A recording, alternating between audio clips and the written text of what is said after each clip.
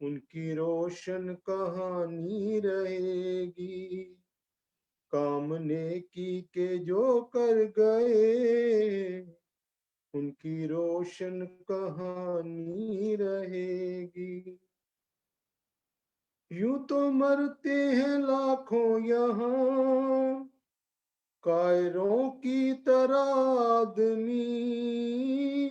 यूं तो मरते हैं लाखों यहाँ, कायरों की तरह आदमी। देश जाति पे जो मर गए, उनकी रोशन कहानी रहेगी। काम नेकी के जो कर गए, उनकी रोशन कहानी रहेगी।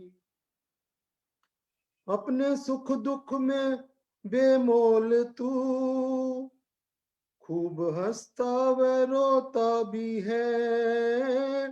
अपने सुख दुख में बेमोल तू, खूब हंसता व रोता भी है। कष्ट औरों के जो सह गए, उनकी रोशन कहानी रहेगी। काम नेकी के जो कर गए, उनकी रोशन कहानी रहेगी। पाप करने से जो डर गए, उनकी रोशन कहानी रहेगी।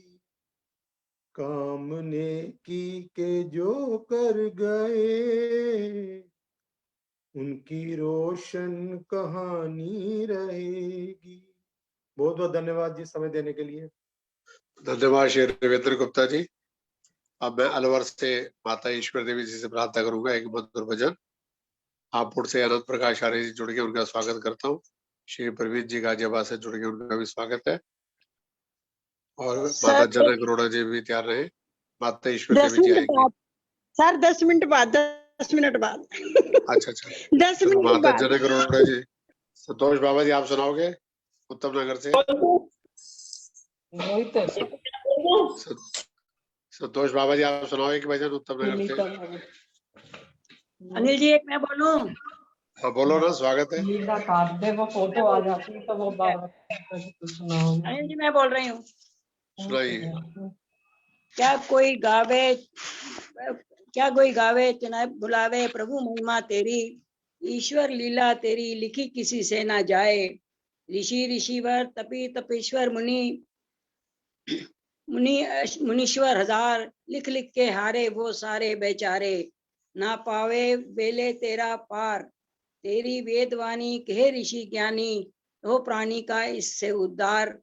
जो पढ़े पढ़ावे और अमल कमावे के होवे भव सागर के पार।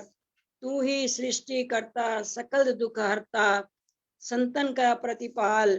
भोए काम क्रोध खुदी लोभ मोह में मोह से बचाओ प्रभु तत्काल। तू है भंडारी मैं तेरा भिखारी मांगू यही वरदान। मैं तुझको ही ध्याऊं तेरी महिमा गाऊं कहे दास यह नादान। क्या कोई गावे सुनावे प्रभु महिमा तेरी। ईश्वर लीला तेरी लिखी किसी से ना जाए। धन्यवाद अनिल जी टाइम देने का। मैं बोल दूं अनिल जी। हाँ बहुत स्वागत है। सुनीता बाबा जी आ रही है उत्तम नगर से, अभी माइक ऑन कर रही थी। जनक अरोड़ा जी आइए, फिर संतोष जी आप आ जाइए, फिर दिनेश खन्ना जी भी आ चुके हैं। ठीक है ठीक है। हाँ जी सबको सादर नमस्ते। एक छोटा सा ही भजन बोल रही हूँ। जिंदगी में भूल करना पाप कर। जिंदगी में भूल करना पाप कर। हर घड़ी परमात्मा का जाप कर। हर घड़ी परमात्मा का जाप कर। जिंदगी में भूल करना पाप कर। भक्ति शक्ति मुक्ति मिलती मोलना, भक्ति शक्ति मुक्ति मिलती मोलना, जितनी भी करनी है अपने आप कर, जितनी भी करनी है अपने आप कर। हर घड़ी परमात्मा का जाप कर, हर घड़ी परमात्मा का जाप कर, जिंदगी में भूल करना पाप कर। भूल से हो जाए कोई पाप तो, भूल से हो जाए कोई पाप तो, बैठ कर तन्हा तू पश्चाताप कर, बैठ कर तन्हा तू पश्चाताप कर। हर घड़ी परमात्मा का जाप कर, हर घड़ी परमात्मा का जाप कर, जिंदगी में भूल करना पाप कर, जिंदगी में भूल करना पाप कर। आएगा परमात्मा तुझको नजर, आएगा परमात्मा तुझको नजर, आईना दिल का तू पहले साफ कर, आईना दिल का तू पहले साफ कर।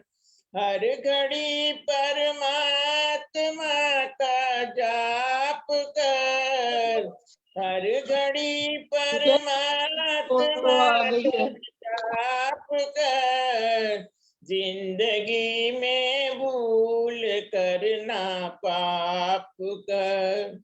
राह में कांटे बहुत मंजिल कठिन, राह में कांटे बहुत मंजिल कठिन, हर कदम चलना संभल कर नाप कर, हर कदम चलना संभल कर नाप कर।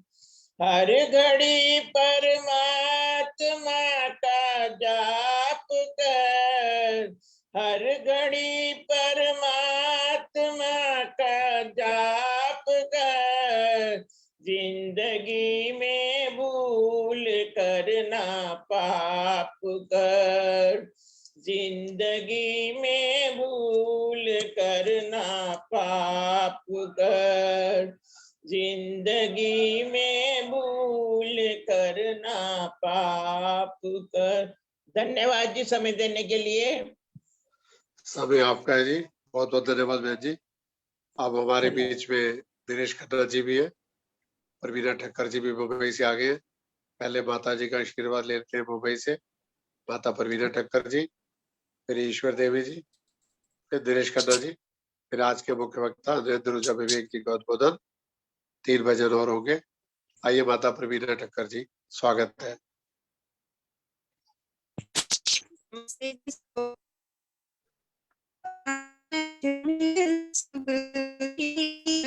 माता नेटवर्क ठीक नहीं है, आवाज कट रही है।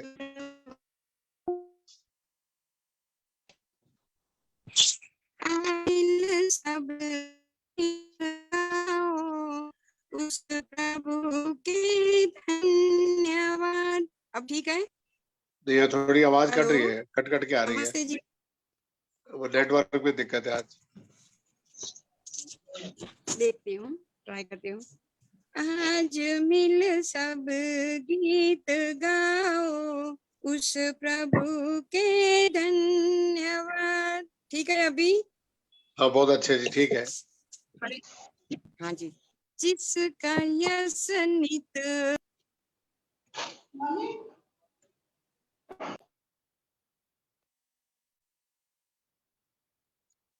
माता जी फिर आवाज बंद हो गई। हेलो। आप बोलिए जी, बोलिए। हाँ जी।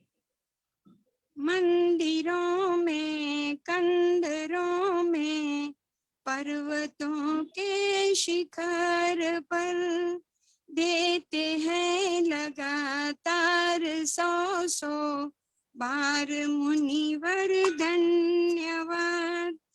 करते हैं जंगल में मंगल पक्षी गण हर शाख पर।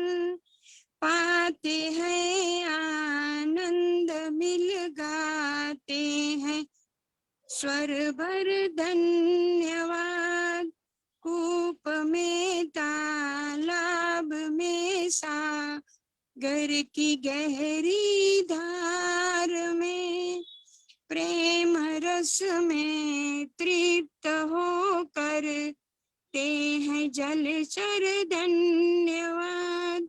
शादियों में, कीर्तनों में, यज्ञ और उत्सव के आदि मीठे स्वर से चाहिए करें नारी नर सब धन्यवाद। गान कर अमी चंद भजना नंद ईश्वर की स्तुति।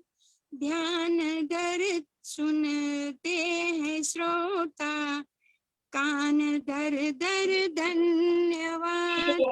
आज मिल सब गीत गाओ उस प्रभु के धन्यवाद। जिसका यश नित गाते हैं गंधर्व मुनि जन धन्यवाद। आवाज ठीक रही? हाँ ठीक है जी, बहुत बहुत धन्यवाद।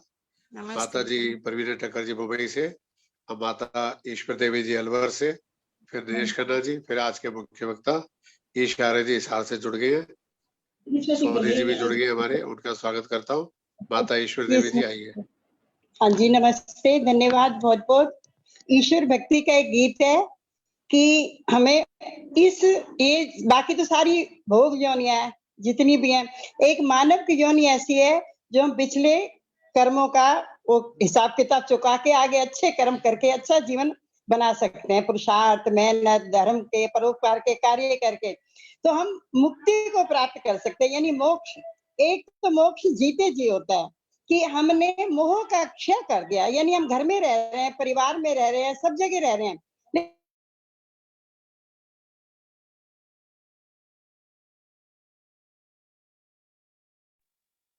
आवाज नहीं आ रही माता जी। हमारी असक्ति रहित तो एक अरे भजन कर ले, मुक्ति का यतन कर ले, कट जाएगी 84। तो प्रभु का भजन कर ले,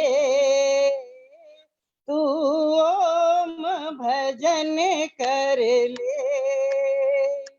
ये चोला मनुष्य तन का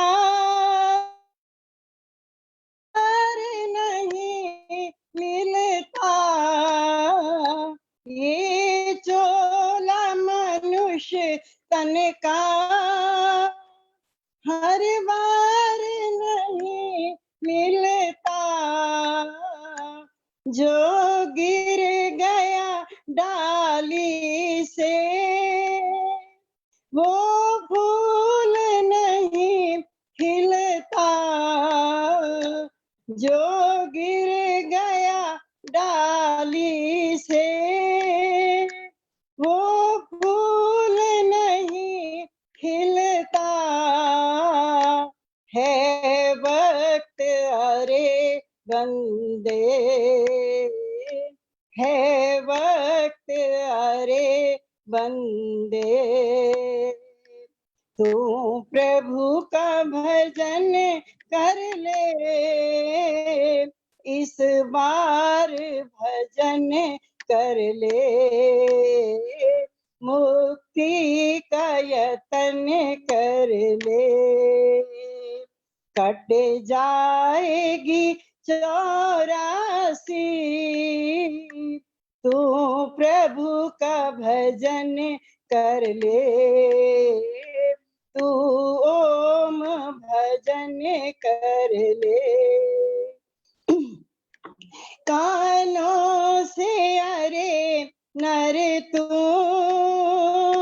सुन ले प्रभु की वाणी, कानों से अरे नर तू सुन ले वेदों की वाणी, मन को ठहरा करके बन जा पूरा ज्ञानी, मन को ठहरा करके बन जा पूरा ज्ञानी। आ प्रभु की शरण ले तू, आ प्रभु की शरण ले तू, जीवन को सफल कर ले, इस बार भजन कर ले, मुक्ति का यतन कर ले। कट जाएगी 84, तू ओम भजन कर ले, तू प्रभु का भजन कर ले। यूं व्यर्थ गवाना ना जीवन की ये घड़ियां, यूं व्यर्थ गवाना ना जीवन की ये घड़ियां, अनमोल रतन है ये तेरे श्वासों की लड़ियां, अनमोल रतन है ये तेरे श्वासों की लड़ियां। ओ दीवाने मुख से, ओ दीवाने मुख से, तू नाम जपन कर ले, इस बार भजन कर ले, मुक्ति का यतन कर ले। कट जाएगी 84, तू ओम भजन कर ले, तू प्रभु का भजन कर ले। इन भक्तों की टोली में तुम नाम लिखो अपना, इन भक्तों की टोली में तुम नाम लिखो अपना, फिर साफ नजर आए जीवन है ये एक सपना, फिर साफ नजर आए जीवन है ये एक सपना, दुनिया की माया से, दुनिया की माया से बचने का यतन कर ले, इस बार भजन कर ले, मुक्ति का यत्न कर ले, कट जाएगी 84, तू ओम भजन कर ले, तुम प्रभु का भजन कर ले। इस मैली चादर में है दाग लगे कितने, इस मैली चादर में है दाग लगे कितने, पर ज्ञान के साबुन में है झाग भरे इतने, पर ज्ञान के साबुन में है झाग भरे इतने, धुल जाएगी सब स्याही, धुल जाएगी सब स्याही, उजला तन मन कर ले, इस बार भजन कर ले, मुक्ति का यत्न कर ले, कट जाएगी 84, तू ओम भजन कर ले, तू प्रभु का भजन कर ले, मुक्ति का यत्न कर ले। थैंक यू, बहुत बहुत धन्यवाद माता जी। मेरा सभी भजन वालों से अनुरोध है 4 मिनट का समय लिया करें ताकि सबको मौका मिल सके।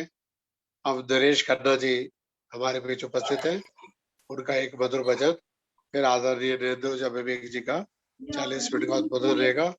बौद्ध उत्सव की सार्थकता 8 तारीख से लेकर 14 तारीख तक हम ऋषि बौद्ध उत्सव, स्वामी दयानंद जन्मोत्सव, दयानंदशमी बना रहे हैं। तो आज एक तरह का समापन होगा, एक सप्ताह कार्यक्रम चलते हैं। तो आइए नरेश खन्ना जी, एक मधुर भजन, आप हो और भजन ना हो, ये वीर जी एक प्रार्थना कर दूं क्या? सभी को सादर नमस्ते। प्रस्तुत है महर्षि दयानंद का एक भजन।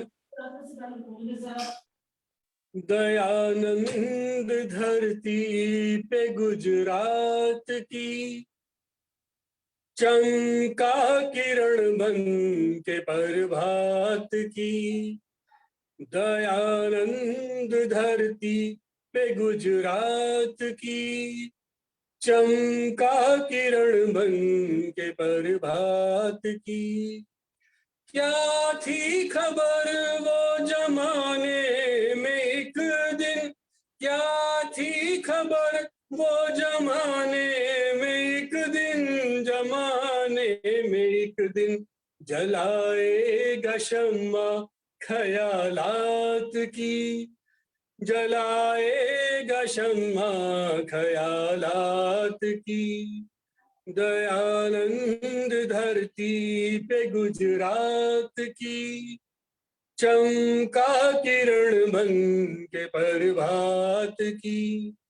अगर मूल जगता, अगर मूल जगता न उस रात को, अगर मूल जगता न उस रात को, न उस रात को, तो कुछ भी न कीमत थी उस रात की, तो कुछ भी न कीमत थी उस रात की। दयानंद धरती पे गुजरात की चमका किरण बन के प्रभात की। आंधी क्या तूफान भी जिसके कदम को, आंधी क्या तूफान भी जिसके कदम को, जिसके कदम को घटा रोक पाई न बरसात की, घटा रोक पाई न बरसात की। दयानंद धरती पे गुजरात की, चमका किरण बन के प्रभात की। कांटों में दामन न उलझा था उसका, कांटों में दामन न उलझा था उसका, न उलझा था उसका। मगर छेड़ फूलों ने दिन रात की, मगर छेड़ फूलों ने दिन रात की। दयानंद धरती पे गुजरात की, चमका किरण बन के प्रभात की। वेदों का पैगाम देने को निकला, वेदों का पैगाम देने को निकला, देने को निकला। इच्छा न थी जर जवाहरात की, इच्छा न थी जर जवाहरात की। दयानंद धरती पे गुजरात की, चमका किरण बन के प्रभात की। थे बंदे नसीबों के वो तो ऋषिवर, थे बंदे नसीबों के वो तो ऋषिवर, वो तो ऋषिवर। जिन्हें देखा आँखों से और बात की, जिन्हें देखा आँखों से और बात की। दयानंद धरती पे गुजरात की, चमका किरण बन के प्रभात की। और अंत में, वो क्या था ये कर्मठ सितारों से पूछो, वो क्या था ये कर्मठ सितारों से पूछो, सितारों से पूछो। फलक पे जिन्होंने मुलाकात की, फलक पे जिन्होंने मुलाकात की। दयानंद धरती पे गुजरात की, चमका किरण बन के प्रभात की, चमका किरण बन के प्रभात की, चमका किरण बन के प्रभात की। धन्यवाद। धन्यवाद खन्ना जी। इससे पहले कि नेत्र ऊर्जा विवेक जी अपना उद्बोधन दें, भाई ईश आर्य जी उनका स्वागत करना चाहते हैं। 2 शब्द। प्रभारी हरियाणा का उपाध्यक्ष जी, प्रभारी एक परिषद के प्रभारी, एक पतंजलि के प्रभारी।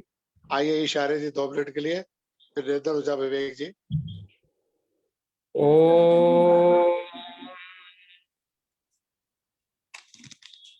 आप सबका हार्दिक अभिनंदन, हार्दिक स्वागत। हम सबको एक माला में परोने वाले हमारे आदरणीय राष्ट्रीय अध्यक्ष आदरणीय भाई अनिल आर्य जी, हमारे बहुत ही विद्वान बड़े भाई डॉक्टर नरेंद्र आहूजा जी अपनी बात रखें। मैं आप सब आर्यजनों से एक निवेदन करना चाहता हूं कि सोशल मीडिया का युग है और सोशल मीडिया की आवाज पूरे विश्व के अंदर जाती है। हम आर्य इस मामले में पिछड़े हुए, जबकि हमारे आदरणीय भ्राता अनिल आर्य जी आपको जगाते रहते हैं, फेसबुक के माध्यम से भी, यूट्यूब के माध्यम से भी, अब ये जूम मीटिंग के माध्यम से भी। हम बस केवल इतना कर दें कि सारे के सारे कार्यक्रम को आप जैसे जूम मीटिंग में जुड़े हुए हैं, दूसरे मोबाइल से या इसी मोबाइल के माध्यम से आप फेसबुक के अंदर इस कार्यक्रम को लाइक करें, शेयर करें और कमेंट्स करें। और शेयरिंग ऑप्शन के अंदर जाके अपने अधिक से अधिक ग्रुप्स के अंदर शेयर करें, अधिक से अधिक साथियों को शेयर करें, अपने रिक्वेस्ट भेजें सभी के सभी साथियों से। मेरा एक निवेदन है आपसे, क्योंकि हम साथी, मैं देखता हूँ कई दिनों से, जबकि अनिल भ्राता जी पिछले इतने सालों से, पूरे साल से 200 सेमिनार होने वाले हैं, हम प्रयास कर रहे हैं। मतलब जब भी आप, मैं देखता हूँ 100 आदमी, 150 आदमी, जबकि 100 से भी ऊपर हो गए थे हमारे जब राष्ट्रीय उत्सव था, परंतु आपकी उपस्थिति 51 जैसे आज है, 52, 53, तो ये उपस्थिति बहुत ज्यादा बढ़ सकती है हमारी। जितने भी आपके संपर्क के आज संकल्प लो कि हमने 10-10 साथियों को जोड़ना इस जूम मीटिंग के अंदर भी। और ये फेसबुक तो अपार है, जितना वो मर्जी आप रिक्वेस्ट भेजो, अपने ग्रुप्स के अंदर भेजो, हजारों साथी जुड़े होते हैं और हर व्यक्ति का अपना फेसबुक ग्रुप है। और सभी साथियों से मेरा निवेदन है कि अपने फेस ग्रुप के अंदर कम से कम 5-5 हजार के ऑप्शन होता है फ्रेंड बनाने का। तो 5,000 से कम आर्यू के फ्रेंड नहीं होने चाहिए, ज्यादा चाहिए ऑप्शन ही सिर्फ 5,000 का है। तो इसलिए अधिक से अधिक इस कार्यक्रम को शेयर करो, लाइक करो और कमेंट्स करो। तो एक बहुत बड़ा माध्यम है और आर्य समाज की एक बहुत बड़ी सच्ची सेवा हो सकती है। जैसे हमारे आदरणीय भ्राता नील आर्य जी इतना प्रयास करते हैं आपको जोड़ने का, तो बस यही मैं निवेदन करने के लिए बीच में थोड़ा व्यवधान बना था इतने विद्वान व्यक्ति के बीच में, भाई नरेंद्र जी के। तो मैं पुनः आप सबका केंद्रीय आर्य परिषद हरियाणा की ओर से अभिनंदन करता हूँ, स्वागत करता हूँ। धन्यवाद। ओम। बहुत बहुत धन्यवाद ईश आर्य जी का, बहुत अच्छा सुझाव दिया कि जो भी जैसे आहूजा जी अभी बोले कि आप अपने कार्यक्रम को फेसबुक के अंदर शेयर करें, अधिक से अधिक ग्रुपों में डालें, यूट्यूब पे आएगा उसको भी शेयर करें, सब्सक्राइब करें, ताकि लाखों लोगों तक हमारी बात पहुंच सके। मैं अब आज के मुख्य वक्ता हरियाणा राज्य के औषधि नियंत्रक केंद्र हरियाणा के प्रभारी आदरणीय भाई नेदुजा विवेक जी से अनुरोध करूंगा, ऋषि बौद्धोत्सव की सार्थकता 40 मिनट के लिए अपना उद्बोधन देंगे। भाई विवेक जी, स्वागत। पूजा जी माइक बंद है। धन्यवाद बड़े भ्राता डॉक्टर नील आर्य जी। आज का जो विषय है और ऋषि बोधोत्सव का जो उत्सव चल रहा है उस क्रम में आज का हम कह सकते हैं कि ये उस बोधोत्सव के उत्सव के क्रम का समापन कहना तो बहुत उचित नहीं लगता है शब्द, क्योंकि मैं कहूंगा कि एक नव प्रारंभ हम करने जा रहे हैं। ऋषि बोधोत्सव, चूंकि ये विषय विशेष है, ऋषि के बोध से हम क्या सीखें या हमें क्या सीख लेनी चाहिए ताकि ऋषि बोधोत्सव को मनाने की सार्थकता सिद्ध हो। हमें क्या सीख लेनी चाहिए यह अत्यंत आवश्यक हो जाता है। ऐसा मैं इसलिए भी कह रहा हूं कि हम लोग वाहन लेकर के जब कहीं सड़क पर चलते हैं तो आगे वाली गाड़ी यदि उसको आगे कोई व्यवधान दिखाई देता है, खड्डा दिखाई देता है, तो वह ब्रेक लगा करके उस खड्डे से बचते हुए दाएं या बाएं होकर के निकल जाती है। अब एक जो अच्छा चालक है जो पीछे उसकी गाड़ी चल रही है, वो उससे एक सीख लेता है कि आगे वाली गाड़ी दाएं या बाएं होकर के निकली क्योंकि खड्डा था सड़क पर, तो मुझे भी उसी की भांति उस खड्डे से अपने गाड़ी को, अपने वाहन को सुरक्षित बचा करके निकालना है। ये छोटी सी बात रहती है, लेकिन इस छोटी सी बात से हमें अपने जीवन में बहुत बड़ी सीख मिलती है। वह सीख क्या है? यही ऋषि के बोध से बोध लेना कहलाता है।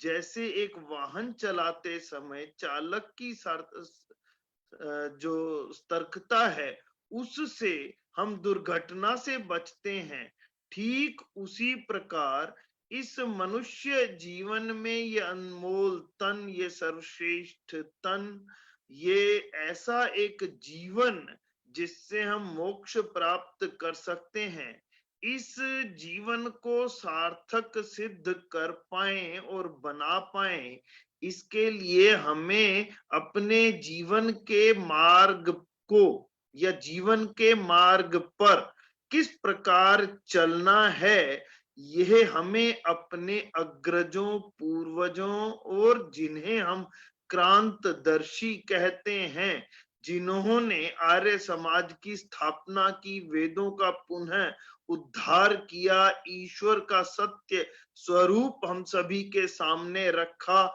हमारा सत्य स्वरूप बताया, हमें एक सही मार्ग पर चलते हुए, जिसे हम योग मार्ग कहें, धर्म मार्ग कहें, श्रेय मार्ग कहें, उस पर चलते हुए हमें जीवन के उद्देश्य को किस प्रकार प्राप्त करना है, तो उसकी शिक्षा हमें ऋषि के बोध से, अर्थात ऋषि द्वारा दिए गए सिद्धांतों से, प्रेरणा से, वैदिक विचारधारा से मिलती है। और ऋषि का बोधोत्सव मनाने की सार्थकता भी इसी में है। जब हम ऋषि दयानंद द्वारा दिए गए सिद्धांतों को जान मान कर धारण करते हुए अपने जीवन को उसी के अनुकूल चलाएंगे, तभी हम ऋषि के बोधोत्सव की सार्थकता को सिद्ध कर पाएंगे और कह पाएंगे कि हाँ, मैंने ऋषि का बोधोत्सव मनाया। अन्यथा तो ठीक है, फिर हर वर्ष आता है, हम भी एक औपचारिकता में कार्यक्रम करें और करके भूल जाएं तो उसका कोई लाभ होने वाला नहीं है। तो आइए अब विषय को आगे विस्तार देते हैं कि बोधोत्सव की सार्थकता को हम कैसे सिद्ध करें। ऋषि को बोध हुआ उस शुभ रात्रि के दिन, उस शिवरात्रि के दिन, जिस दिन ऋषि मूल शंकर के रूप में, एक बालक मूल शंकर के रूप में जागता रहा, यह देखने के लिए कि जिस शिव की मैं उपासना कर रहा हूं वह कैसा है। वो घटना बार बार दोहराई जाती है, लेकिन भूमिका के लिए मैं भी दोहरा देता हूं कि उस समय जब बाकी सभी सो गए थे या सो रहे थे, केवल बालक मूल शंकर जाग रहा था। और बालक मूल शंकर ने उस घटना को देखा कि चूहे आकर के शिवलिंग पर चढ़े हुए प्रसाद को खा रहे हैं और विष्ठा आदि कर रहे हैं। बालक मूल शंकर के मन में एक प्रश्न आया कि आखिर यह कैसा शिव है जो स्वयं अपनी रक्षा, अपने ऊपर चढ़े प्रसाद की रक्षा भी मूषक से भी नहीं कर पा रहा। तो यह पूरे विश्व का शिव कैसे हो सकता है। बस उस घटना को देखकर बालक मूल शंकर के मन में एक उत्कंठा जागी कि मुझे तो जीवन में सच्चे शिव की खोज करनी है, सच्चे ईश्वर के स्वरूप को देखना है, जानना है, मानना है। और वहीं से उस घटना के उपरांत ही एक यात्रा प्रारंभ हुई, मूल शंकर के दयानंद बन जाने की यात्रा। बस उसी यात्रा से सीख लेते हुए हमें भी यह बोध लेना है।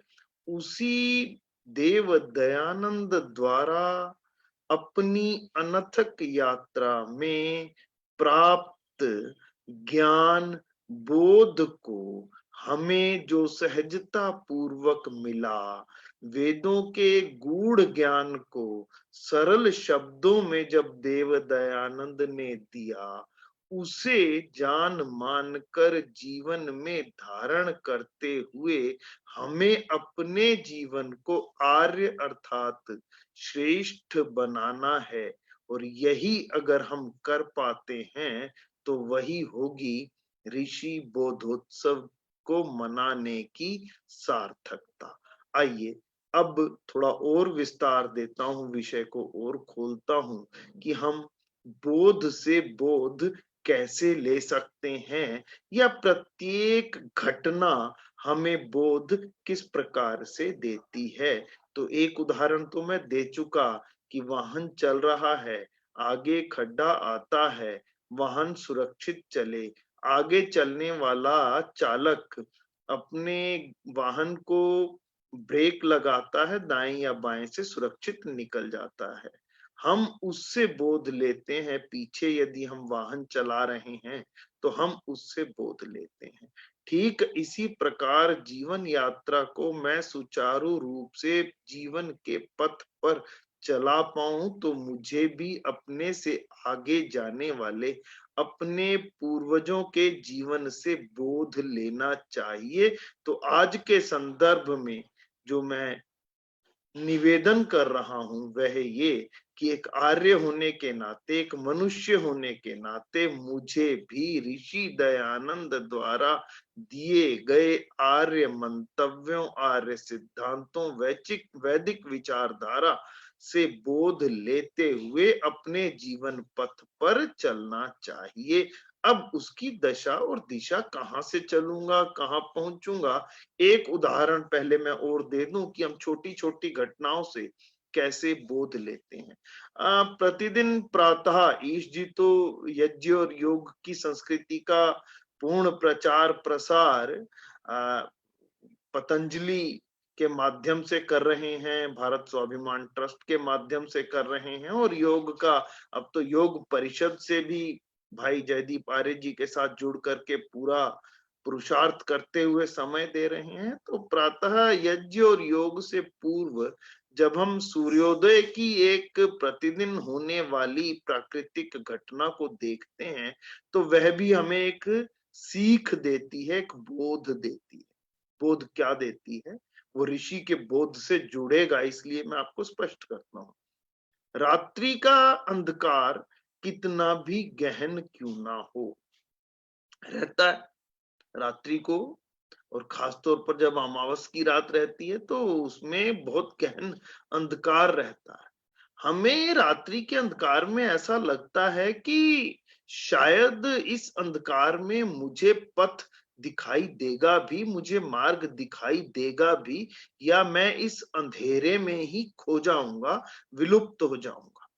लेकिन ध्यान दें, सूर्य के उदय के आभास मात्र से, सूर्य के उदय के समय प्रकाश की प्रथम किरणों के साथ ही तमस की बड़ी बड़ी चट्टानें भी खंड खंड विखंडित हो करके टूट जाती हैं और पूरा विश्व सूर्य के प्रकाश से आलोकित हो जाता है। और मैं जो रात्रि के गहन अंधकार में स्वयं को बहुत असहाय महसूस करते हुए ऐसा सोच रहा था कि कहीं मैं इस अंधकार में मार्ग पा भी पाऊंगा या नहीं, अब मैं देखता हूं कि रात्रि का गहन अंधकार टूट चुका है, समाप्त हो चुका है, और सूर्य के प्रकाश से पूर्ण सृष्टि, पूर्ण विश्व, मेरे आसपास का पूर्ण क्षेत्र आलोकित हो गया है। अब मैं इसे ऋषि बोध के साथ जोड़ता हूं, कृपया ध्यान से सुनेंगे इस बात को और समझेंगे। मेरे मन के अंदर जो पाखंडों, अंधविश्वासों, कुरीतियों या काम, क्रोध, लोभ, मोह, ईर्ष्या, द्वेष की कलुषित भावना के अंधकार में जब मुझे कोई मार्ग सुझाई नहीं देता, दिखाई नहीं देता, या बाहर भी मैं देखता हूं कि मेरे परिवार या मेरे समाज में मुझे पाखंड हैं, अंधविश्वास हैं, कुरीतियां हैं, या तारों की तरह टिमटिमाने वाले वो तथाकथित धर्म गुरु हैं जो ना जाने क्यों अपने नाम के आगे या पीछे राम लगा करके उस मर्यादा पुरुषोत्तम श्री राम को कलंकित करने का काम करते हैं, उसके नाम को बदनाम करते हैं, चाहे वो राम रहीम हो, चाहे वो राम पाल हो, चाहे वो आसाराम हो, या अन्य इस प्रकार के बहुत से लोग जिन्होंने राम के नाम का दुरुपयोग ना भी किया हो तो भी। तो मैं देखता हूं कि वह टिमटिमाने वाले तारे भी गायब हो जाते हैं, विलुप्त हो जाते हैं, जब सत्य के अर्थ का प्रकाश, ध्यान देंगे इस बात पर, बहुत सुंदर है, सत्य के अर्थ का प्रकाश अर्थात सत्यार्थ प्रकाश का ज्ञान जो क्रांतदर्शी देव दयानंद ने हजारों ग्रंथों की का स्वाध्याय करने के बाद एक कहते हैं ना कि समुद्र का मंथन किया और अमृत निकाल करके हमें एक पात्र में प्रयोग करने के लिए दे दिया, वह अमृत पान हम कर पाए और अपने जीवन को सफल बना पाए, इसके लिए हमारे लिए ऋषि बोधोत्सव की सार्थकता को सिद्ध करने के लिए आवश्यक हो जाता है कि मैं अपने मन के, परिवार के, समाज के, राष्ट्र के पाखंडों, अंधविश्वासों, कुरीतियों या राष्ट्रद्रोही गतिविधियों के अंधकार से बचने के लिए एक संकल्प लूं कि मैं सत्य के, अर्थ के, प्रकाश का स्वाध्याय करते हुए उन सभी सिद्धांतों को अपने जीवन में समाहित करूंगा। यदि मैं ऐसा करने में सफल हो पाता हूं, सक्षम हो पाता हूं, तो निश्चित रूप से मैं एक बात कह सकता हूं कि मैंने ऋषि के बोध से बोध लिया और ऋषि के बोध से हम आर्यों द्वारा बोध लेते हुए अन्यों को आर्य बनाने का पुरुषार्थ, परिश्रम और संकल्प करते हुए यदि हम कृण्वन्तो विश्वमार्यम के इस संकल्प को सार्थक कर पाए, तभी हम कह सकते हैं कि मैंने ऋषि के बोध से बोध लिया और ऋषि बोधोत्सव को मनाने की सार्थकता को सिद्ध किया। एक वाक्य बीच में मैं कह दूं कि ऋषि के बोध से बोध लेकर एक ऐसे कठिन समय में जिसे हम कोरोना काल जानते हैं, कहते हैं, मानते हैं, जिस समय में भौतिक ढंग से मिल करके व्यवहार ना तो अपेक्षित है, ना वांछित है, ना ही हम कर पा रहे हैं, तो एक बात तो निश्चित निकल करके आती है, जहां होता नहीं कभी विश्राम। केंद्रीय आर्य युवक परिषद है उसका नाम। हमारे अग्रज भ्राता डॉक्टर अनिल आर्य जी वेबिनारों के माध्यम से जो 200 से अधिक होने वाले हैं, आपको बोध देने का प्रयास कर रहे हैं, आपको झिंझोड़ करके जगाने का प्रयास कर रहे हैं, आपको सत्य के, अर्थ के प्रकाश से आलोकित करने का प्रयास कर रहे हैं, आपको देव दयानंद द्वारा दिए गए विचारों को बताने का प्रयास कर रहे हैं। तो जैसा ईश आर्य जी ने कहा, जो प्रभारी भी हैं पतंजलि योग के, या हरियाणा योग आयोग, मैं परिषद गलत कह गया, अब तो आयोग बन गया है। अभी पीछे कैबिनेट की मीटिंग में भी ये हुआ और अभी बजट सेशन में भी उसका अनुमोदन होने जा रहा है, हरियाणा योग आयोग। उसके माध्यम से भी यज्ञ और योग की संस्कृति का प्रचार प्रसार कर रहे हैं। तो उन्होंने भी कहा, आपसे निवेदन किया कि अधिक से अधिक अच्छी बातों का प्रचार प्रसार आप सोशल मीडिया के माध्यम से, जो अपनी शक्ति दिखा रहा है विश्व के अंदर, तो उस प्लेटफॉर्म का प्रयोग करते हुए, उस टूल का उपयोग करते हुए, उस वाहन का उपयोग करते हुए हम अपने विचारों को, अपने सिद्धांतों को, आर्य सिद्धांतों को, सत्य के अर्थ का प्रकाश को, सत्यार्थ प्रकाश को, या वेद मंत्रों की व्याख्या के माध्यम से उसे अधिक से अधिक लोगों तक पहुंचा सकें, जिसमें हमारा भी लाभ है और उनका भी लाभ है। हमारी पुनरावृत्ति हो जाती है और उनको एक नया सिद्धांत जानने और मानने को मिलता है, जिसको मानने के उपरांत वह भी अपने जीवन पथ में उन्नति की ओर अग्रसर हो सकते हैं। तो हम इनका अधिक से अधिक प्रचार करें। हमारे साथी नरेंद्र सोनी जी भी इस कार्य में निरंतर लगे हुए हैं,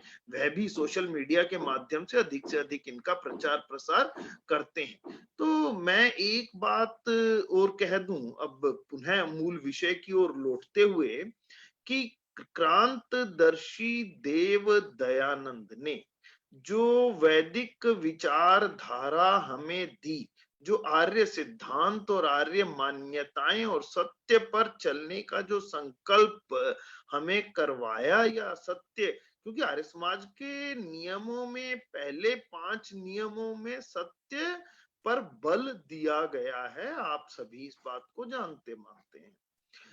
तो हमें जो मार्ग दिखाया उस मार्ग का हम अनुसरण कर सकें और उसका लाभ है।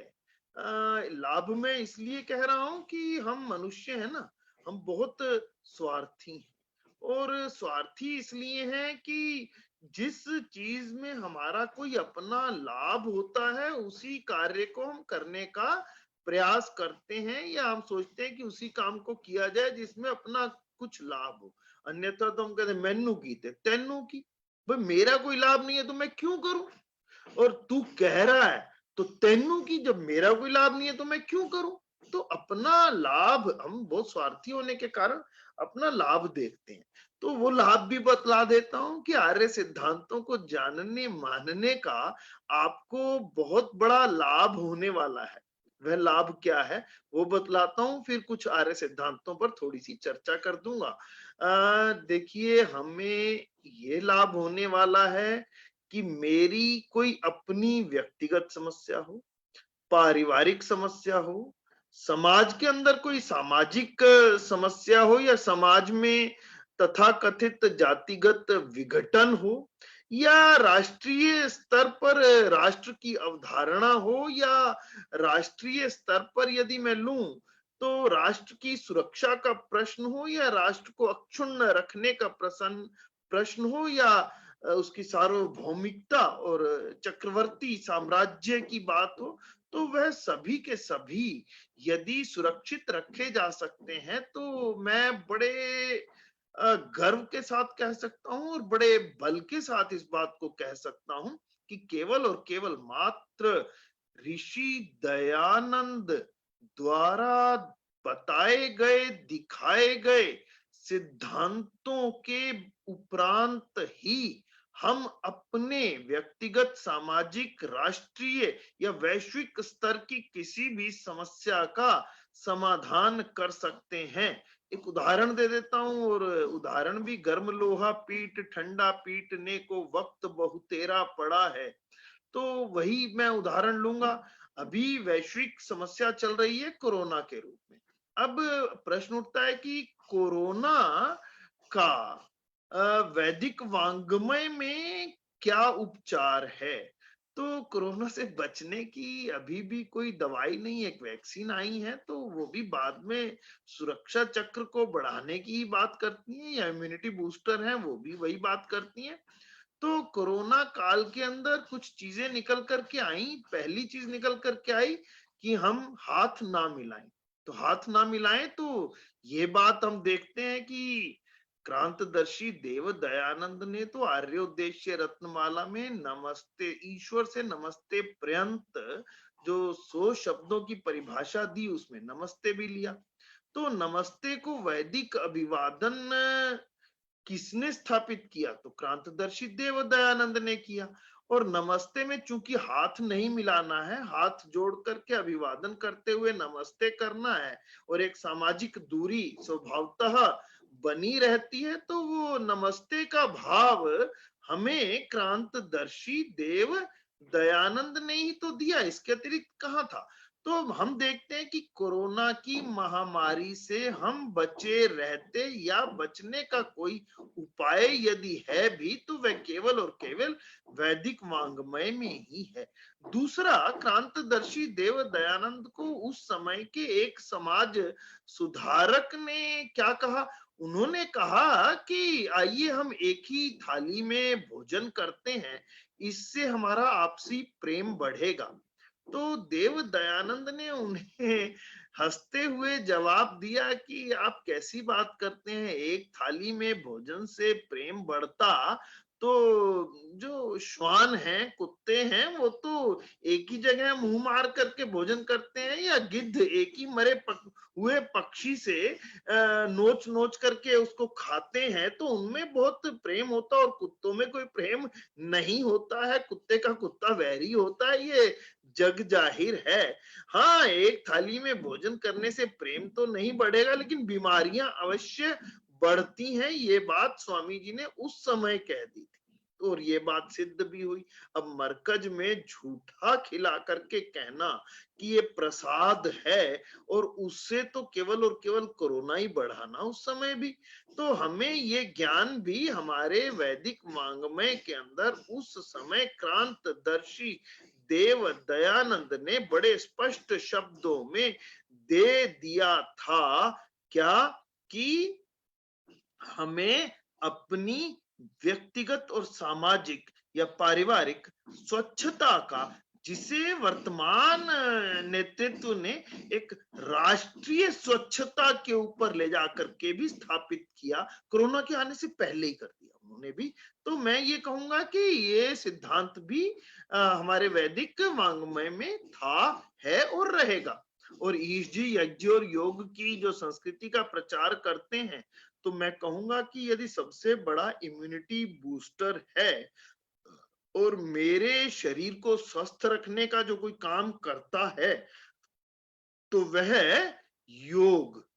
योग करने से हम अपने शरीर के अंदर रोग प्रतिरोधक क्षमता को बड़ी आसानी के साथ विकसित कर पाते हैं और उसे इतना मजबूत कर देते हैं, ताकतवर कर देते हैं कि निश्चित रूप से योग और यज्ञ को अपनाने वाले जल्दी से किसी संक्रामक रोग का शिकार नहीं होते हैं, ऐसा हमें बोध रहता है। अब बात आती है मूल विषय की कि हम ऋषि के बोध से बोध लेकर के अपने जीवन को सफल कैसे कर पाएं। तो मैं अब चूंकि समय की सीमा है, विषय को समेटना भी प्रारंभ करता हूं, ताकि समय दिए हुए समय के अंदर अंदर अपनी बात को पूरा कर सकूं। 3 बातें मुख्य रूप से। पहली, ईश्वर का सत्य स्वरूप।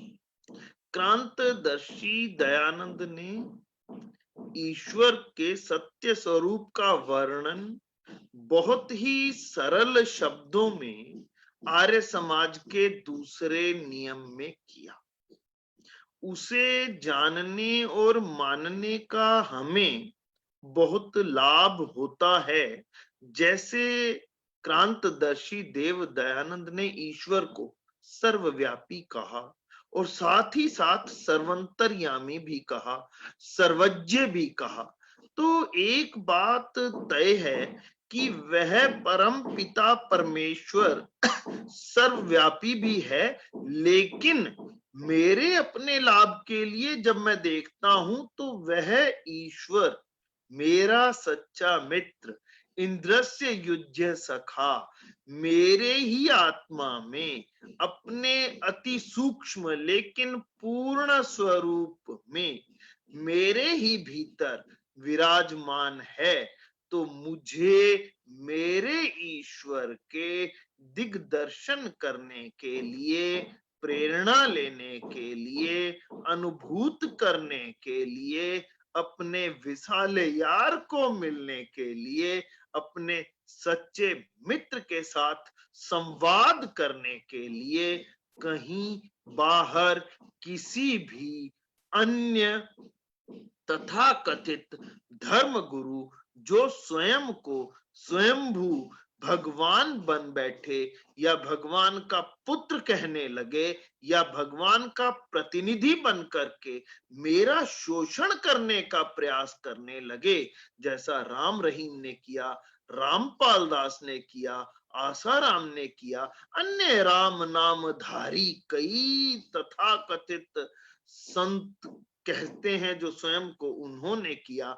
तो मेरा शोषण करवाने से मैं बच सकूं तो मुझे पहले तो क्रांतदर्शी देव दयानंद द्वारा दिए गए ईश्वर के सत्य स्वरूप को एक बोध से बोध लेते हुए जानना, मानना और धारण करना होगा।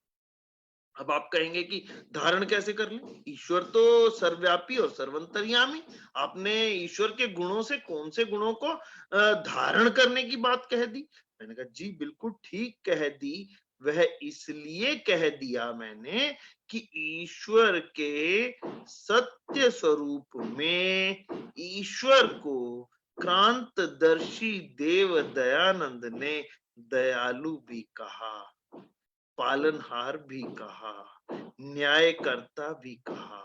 अरे इन गुणों को तो मैं भी अपने जीवन में धारण कर सकता हूं और मैं प्रतिदिन एक बार संध्या करने के उपरांत इस विषय पर विचार कर सकता हूं कि मैंने आज कितनी दयालुता की या किसी पर कोई दयालुता दिखाते हुए उसका कुछ लाभ किया या किसी सामाजिक सर्वहितकारी कार्य को किया या संसार का उपकार करना जो आर्य समाज का मुख्य उद्देश्य या प्राइम ऑब्जेक्टिव बताया गया, क्या मैंने उस मुख्य उद्देश्य को पालन करने का भी कोई कार्य किया?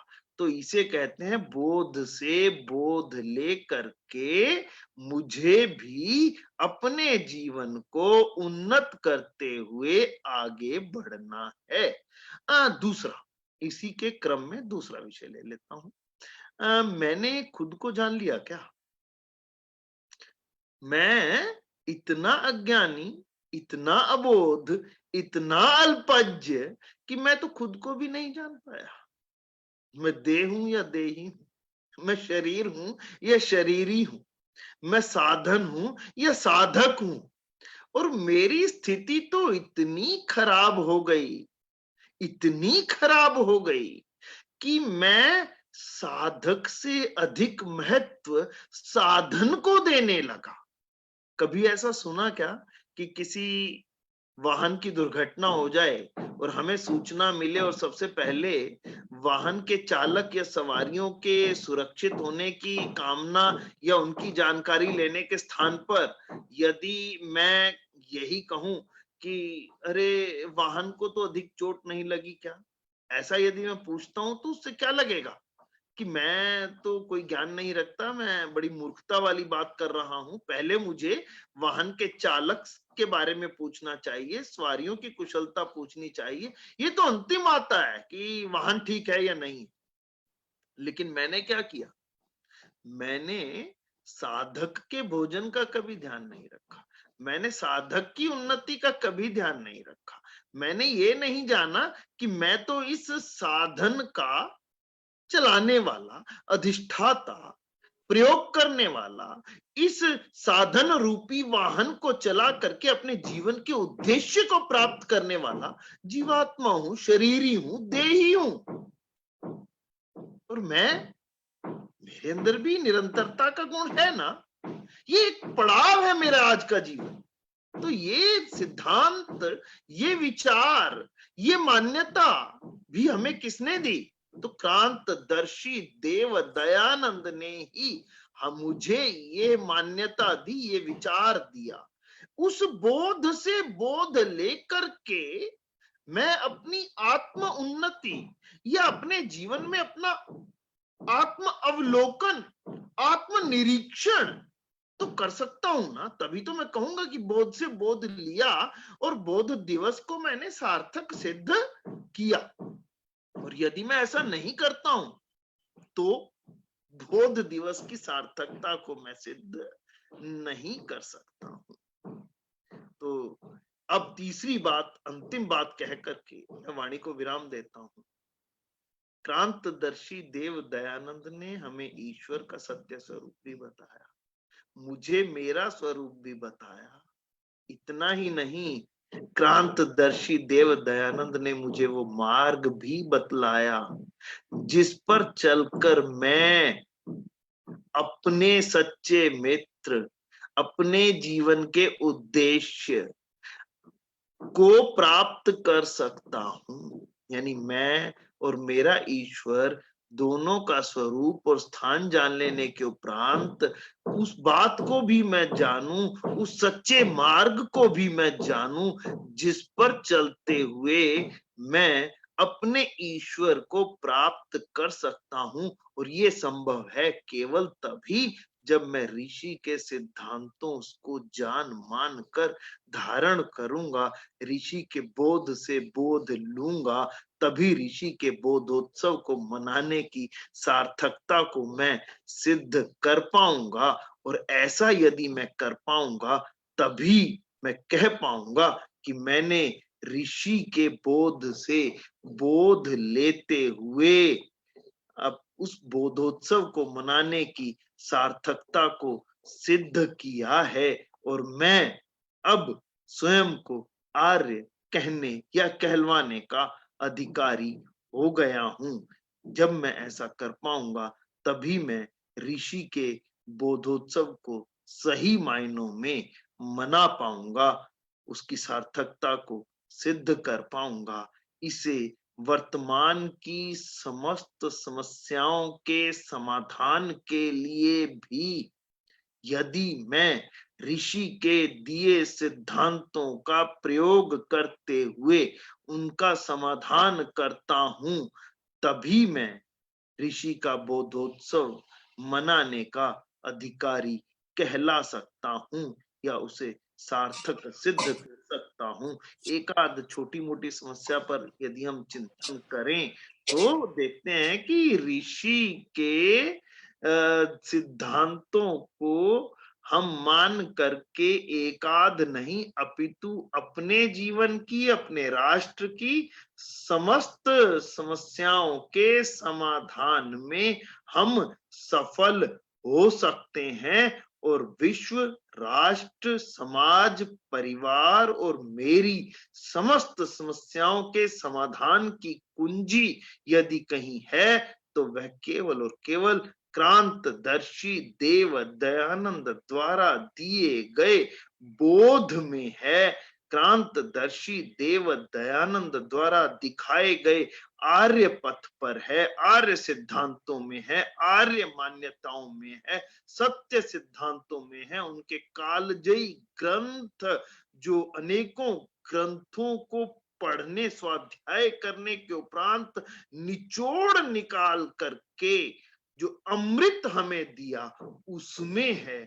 आइए ऋषि बोधोत्सव पर हम सत्यार्थ प्रकाश के स्वाध्याय का संकल्प लेते हुए ऋषि के मंतव्यों पर चलने का संकल्प लेते हुए उस पथ का अनुसरण करने का संकल्प लेते हुए जिसे धर्म प्रयज धर्म के मार्ग पर चलने का कहा जाए तो उस पर चलते हुए हम ऋषि बोधोत्सव को मनाने की सार्थकता को सिद्ध करें।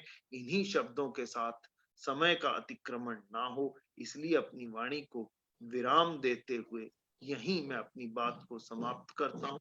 ओम इति शम। धन्यवाद। बहुत बहुत धन्यवाद श्री विद्रोजा विवेक जी।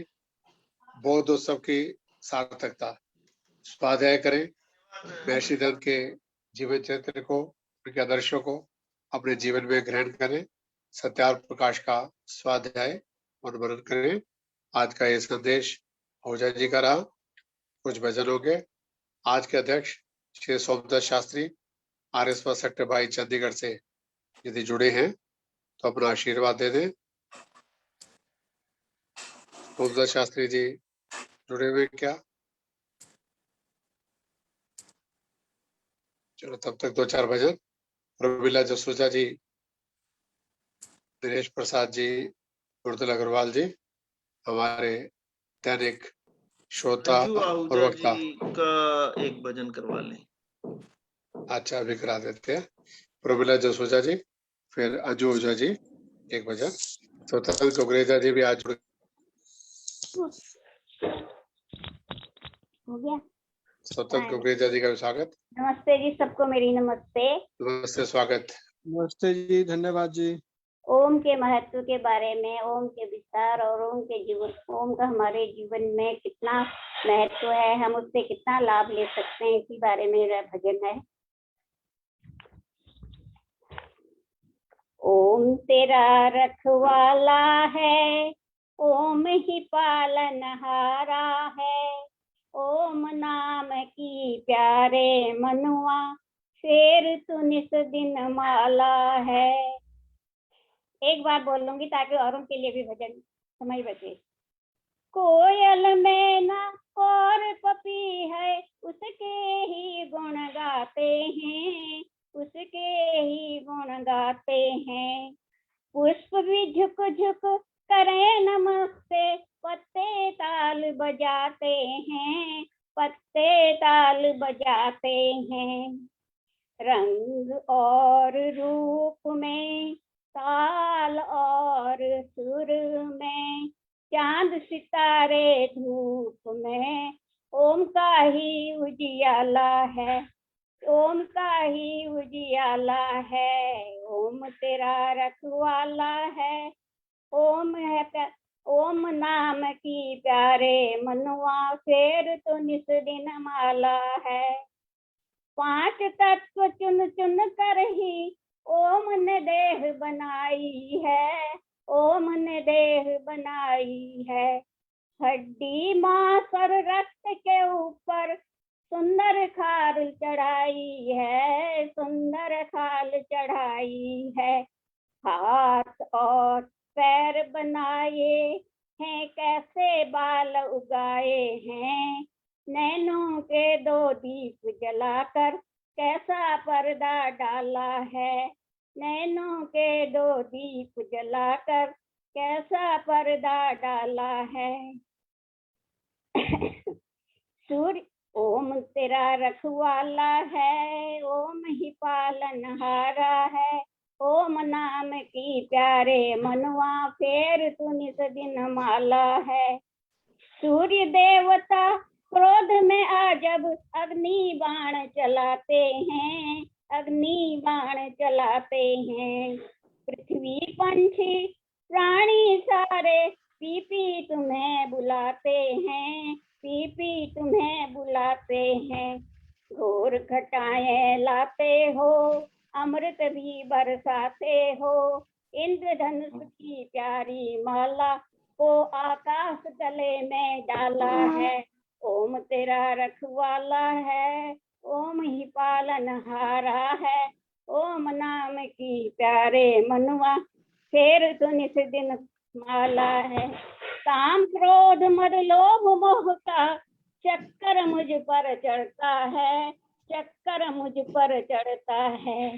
अरे देवता मन ये मेरा मुझसे धोखा करता है, मुझसे धोखा करता है।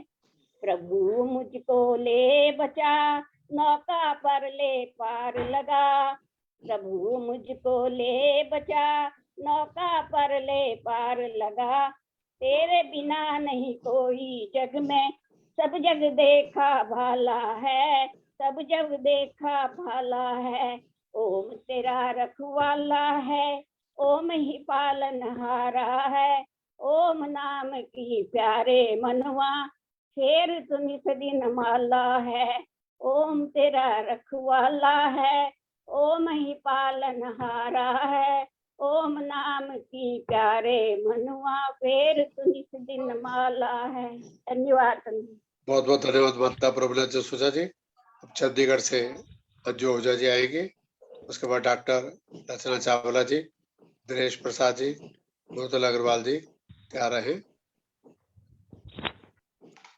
सभी को सादर नमस्ते जी। स्वागत अंजू जी। आइए महर्षि दयानंद को याद करते हुए, उनका बोध दिवस मनाते हुए, उनके प्रति कृतज्ञता ज्ञापित करते हुए एक गीत रखना चाहूंगी। अजी बड़ी निराली शान वेदा वाले दी, अजी बड़ी निराली शान वेदा वाले दी, की महिमा करिए बयान वेदा वाले दी, की महिमा करिए बयान वेदा वाले दी। ओ भारत मादा जाया, जय हो बड़ मथुरा तो आया,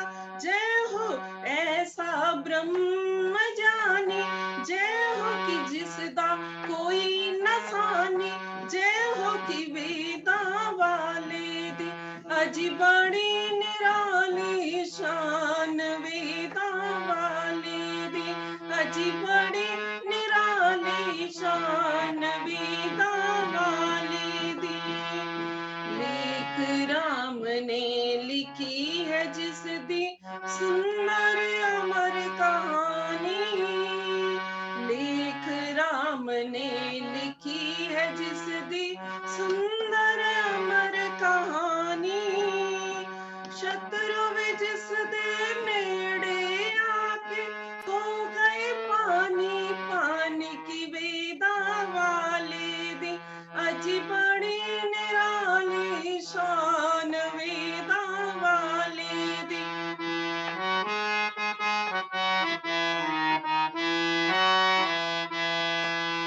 एक पासे मेरा ऋषि प्यारा, एक पासे जग सारा, एक पासे मेरा ऋषि प्यारा, एक पासे जग सारा, वेद भाषा काम जो कीता, कुल दुनिया तो न्यारा की, वेदा वाले दी अजी बड़ी निराली शान, वेदा वाले दी अजी बड़ी निराली शान।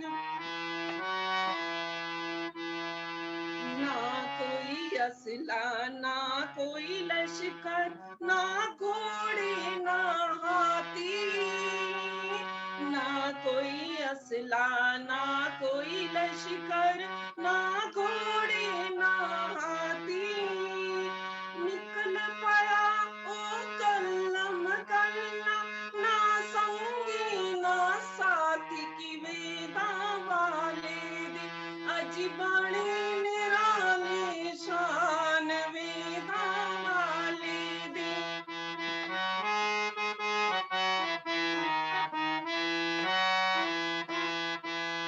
सदके ओ वेदा वाली ऋषिया तेरे को बलिहारी, सदके ओ वेदा वाली ऋषिया तेरे को बलिहारी, दुनिया दे उपकार दिखाते हंस हंस चिंगड़ी मार की, वेदा वाले दी अजी बड़ी निराली शान, वेदा वाले दी।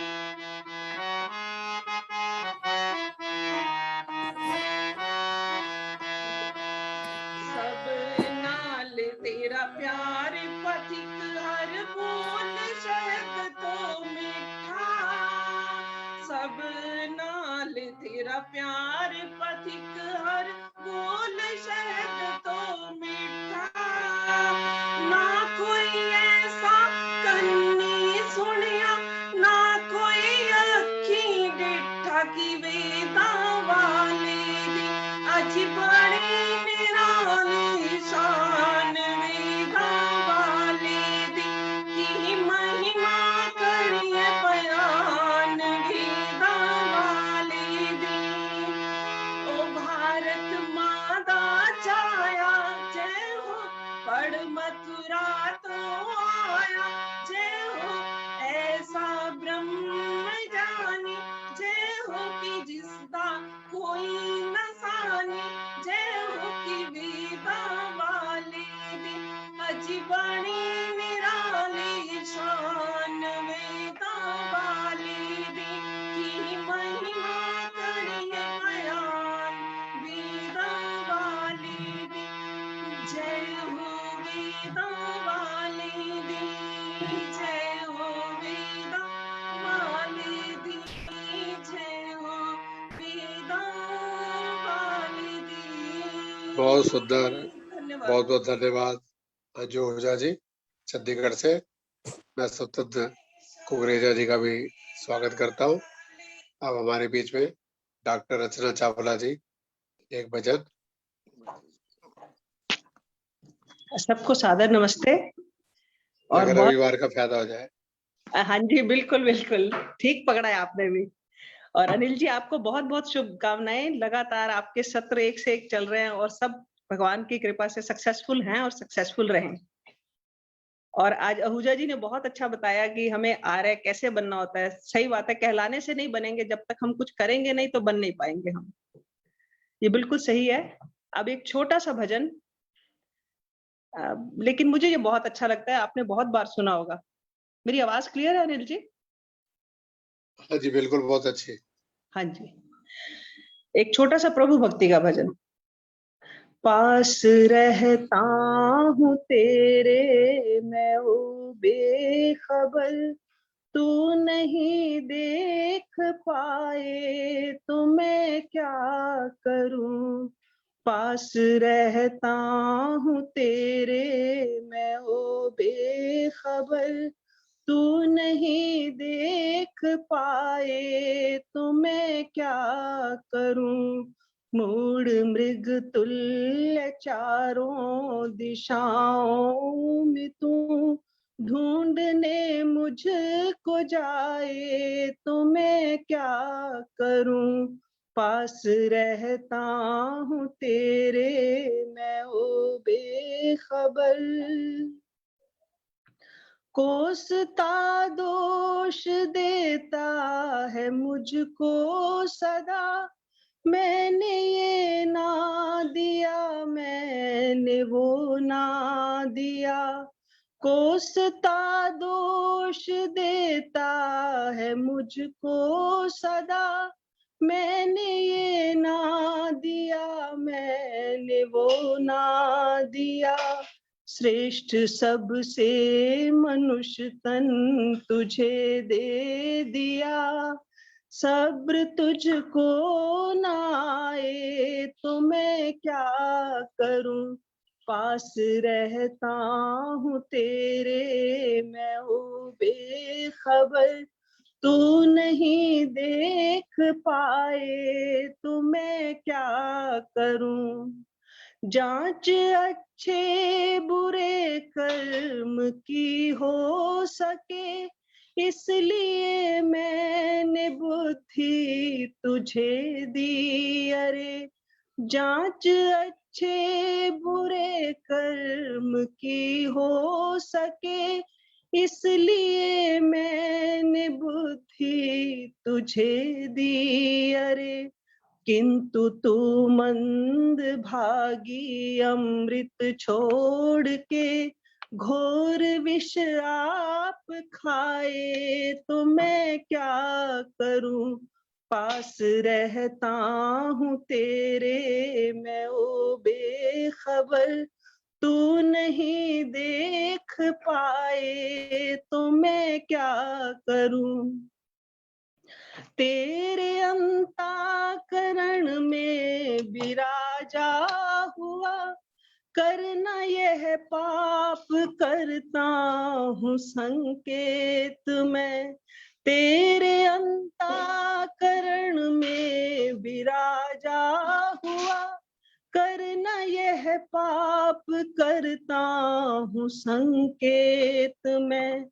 लिप्त विषयों में हो सीख मेरी भली, ध्यान में तू न लाए तो मैं क्या करूं।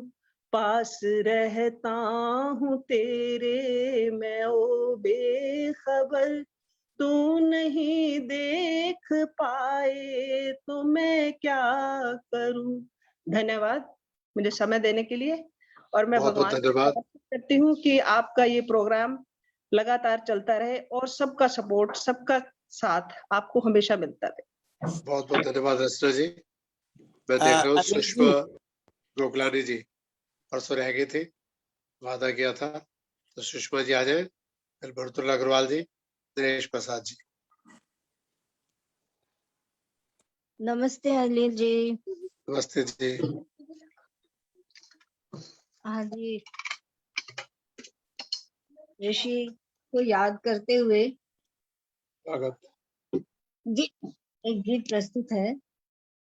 जो रास्ता हमें ऋषि दिखा के गए हैं, उस रास्ते को हमें भूलना नहीं है। जिस डगर को दयानंद बता के गए, वह डगर आर्यों अब भुलाना नहीं। जो चरण बढ़ गए सत्य पथ के लिए, अब चरण हमको पीछे हटाना नहीं। वह चला गृहस्थ के बंधन छोड़ के, प्यार बंधु पिता माता से तोड़ के। कभी देखा नहीं उसने मुख मोड़ के, सारा जीवन दिया देश हित के लिए। आर्यों ऋण क्या ऋषि का चुकाना नहीं। जिस डगर को दयानंद बता के गए, वो डगर हमें भुलाना नहीं। जिंदगी में कई बार विष भी पिया, देश हित को मरा, देश हित को जिया। सब मुसीबत सही अपना तन मन दिया, पग हटाया नहीं सत्य के मार्ग से। उनकी गाथा क्या हमें सुनाना नहीं। आंधी तूफानों से घबराए नहीं, गोली सीने लगी डगमगाए नहीं। एक छुरा खा गया पग हटाए नहीं। जिस चमन के लिए खून अपना दिया, उस चमन को पतझड़ बनाना नहीं। जिस डगर को दयानंद बता के गए, वह डगर आर्यों अब भुलाना नहीं। ऋषि दयानंद को शत शत नमन है। अनिल जी को बहुत बहुत धन्यवाद। आप इसी तरह से जो एक सफल संचालन और सफल आप कर रहे हैं कार्यक्रम, इसके लिए आपको बहुत बहुत बधाई। सुषमा जी, आप जो गिफ्ट आइटम बनाते हैं उन जी। लोगों को एक दिन दिखा दो, उसके रेट बता दो। अब कार्यक्रम शुरू हो गए हैं, जिनको जी, जरूरत होगी वो आपको ऑर्डर दे देंगे। अगर कुछ चीजें पड़ी हैं तो 2-4 सैंपल दिखा सकते हैं तो दिखा दो। हाँ, बहुत अच्छा, बहुत अच्छा। भी दिखा सकती हूँ, मेरे पास सैंपल तैयार है। दिखाइए दिखाइए, बहुत अच्छा। अपना एड्रेस चलो भी आप तैयारी कर लो, एक भजन हो हाँ, जाए 5 मिनट बाद। हाँ हाँ अब जी। मृदुल अग्रवाल जी, नोएडा वालों। हाँ जी, नमस्कार अनिल भाई साहब नमस्कार जी। जी, मुझे पक्का ध्यान है, छूट गया था परसों जिन का। हाँ जी। आज ऋषि बोधोत्सव के उपलक्ष्य में ऋषि का एक सुंदर भजन। अच्छा, ये भजन कौम का रहनुमा बन के आया। हमारे दयानंद ऋषि दयानंद जी कैसे थे? ऋषि कौम का रहनुमा बन के आया, दुखी बेबसों का सखा बन के आया। ऋषि कौम का रहनुमा बन के आया। अंधेरों ने काबू किए थे उजाले, लगाए हुए थे दिमागों में ताले। खुली रोशनी का दिया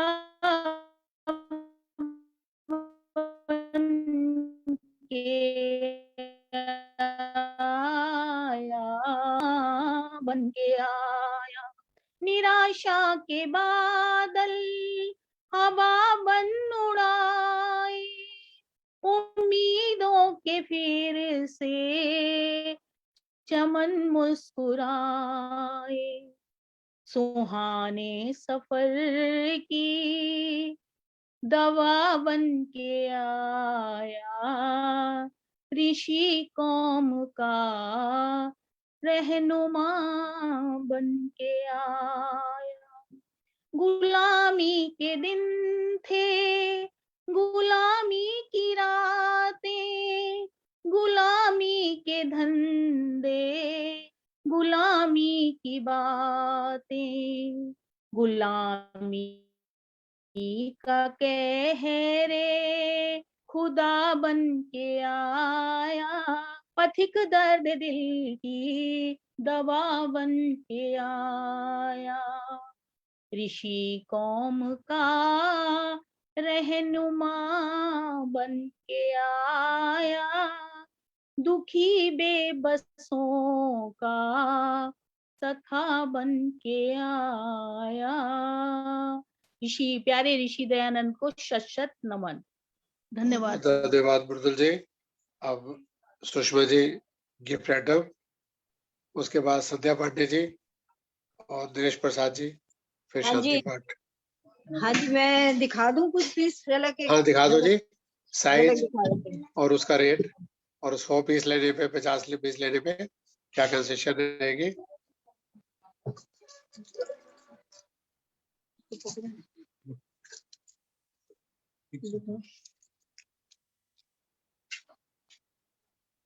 थोड़ा दूर से, ठीक। ये 16 इंची का साइज है, इसमें 7 इंची, उसका रेट 8 भी साथ इंची। साथ बताते जाओ। इसका रेट ये आपका पड़ेगा 150 का है। बहुत सुंदर। ये और उससे बड़ा है, ये पड़ रहा है 200 रुपए का। ठीक।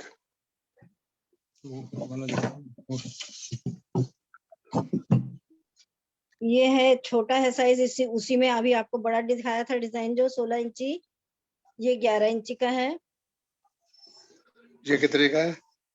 11 इंची वाला ये 350 का है। और बड़े वाला? ये बड़ा है 1050 का। बहुत बढ़िया। और भी बहुत सारे साइज और डिजाइन हैं। ये एक सबसे छोटा साइज है, ये पड़ता है हमको 165 रुपए का है। 7 इंची है, सिर्फ ऐसे ही टांगने को इसमें हुक बना है ऊपर। ये बहुत बढ़िया जी। मैं सभी से अपील करूंगा सुषमा जी से वेद प्रचार के कार्य के लिए सहयोग दे भी से, और एक दिन फिर दोबारा दिखाने के लिए आमंत्रित करूंगा। आर्यों का उत्साह बढ़ाना चाहिए। बहुत बहुत धन्यवाद। बहुत बढ़िया बनाया माता जी ने। हाँ जी, हाँ ये जी। इस तरह से आप अपने कार्यक्रमों में के अलावा शादी ब्याह पर अपने लोगों के बीच गिफ्ट भी दे सकते हैं। मेरे बहुत पास ये सुंदर है। पारिवारिक गिफ्ट के लिए भी बहुत सारे ऑर्डर आते हैं। देखो ना, 200 का पीस देंगे 300 रुपए बच जाएंगे, नहीं तो 500 सगन तो देना ही पड़ता है। जी जी, बहुत सुंदर। 250 वाला भी है आइटम, 500 वाला भी है। वही कह रहा हूँ, 250 बच रहे हैं।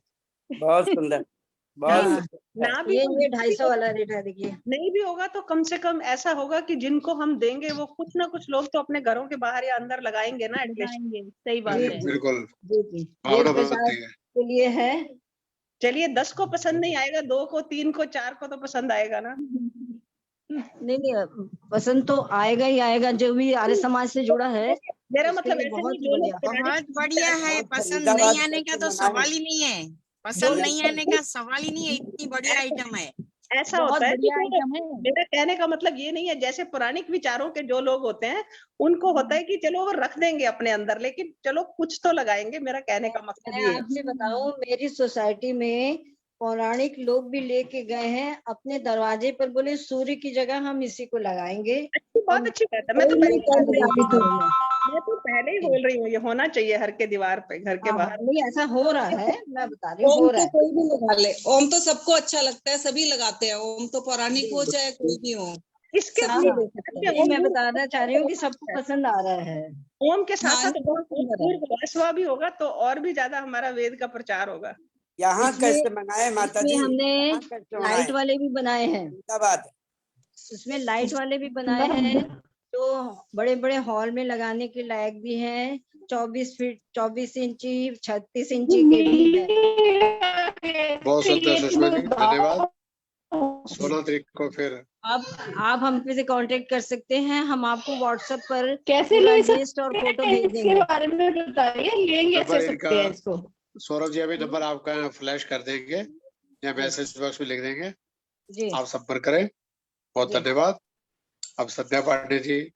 मोनिका सहगल जी, दिनेश प्रसाद जी, जिनकी तैयारी हो, एक एक भजन मधु खेड़ा जी, फिर शांति पाठ करना है, 1 बजे तक समाप्त करेंगे। ठीक, आइए जिसकी तैयारी है।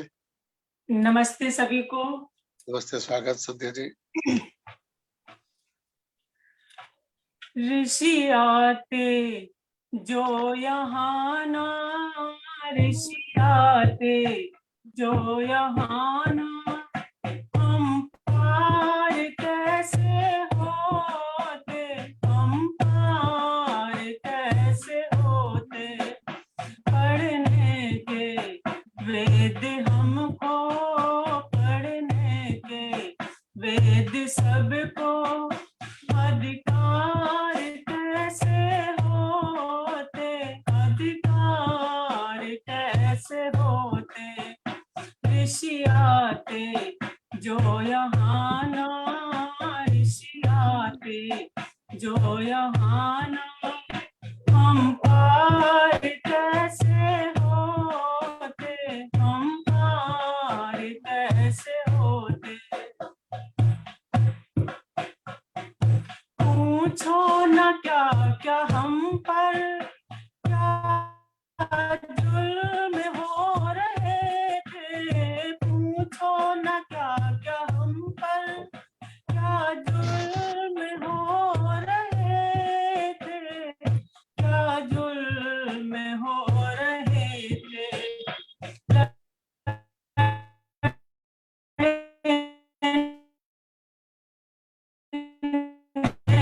तो हम बसर को तैयार कैसे होते, तैयार कैसे होते। ऋषि आते जो यहाँ ना, हम पार कैसे होते, हम पार कैसे होते। जिंदा तो थे जहां में, जीने का हक नहीं था। जिंदा तो थे जहां में, जीने का हक नहीं था, जीने का हक नहीं था। हमें अपना हक पाने को, हमें अपना हक पाने को, हकदार कैसे होते, हकदार कैसे होते।